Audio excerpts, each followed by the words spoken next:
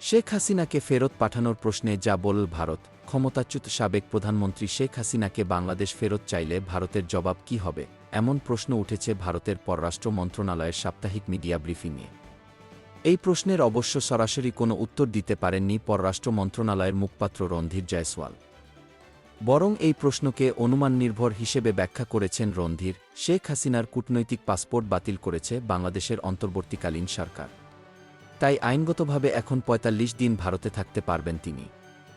এর মধ্যে ৩ সপ্তাহের বেশি পার হয়ে গেছে। প্রসঙ্গত, শেখ হাসিনা পদত্যাগ করে ভারতে পালিয়ে যাওয়ার পরদিন দেশটির পররাষ্ট্রমন্ত্রী এস জয়শঙ্কর সংসদে যা বলেছিলেন। সাপ্তাহিক মিডিয়া ব্রিফিংয়ে সে কথাই পুনরায় জানান জয়সওয়াল। বলেন, গত ৫ আগস্ট খুব সংক্ষিপ্ত নোটিশে তিনি ভারতে প্রবেশের অনুমতি দিতে অনুরোধ করেছিলেন। তাকে ফেরত পাঠানোর ব্যাপারে যে ধরনের প্রশ্ন করা হচ্ছে তা কল্পনাপ্রসূত।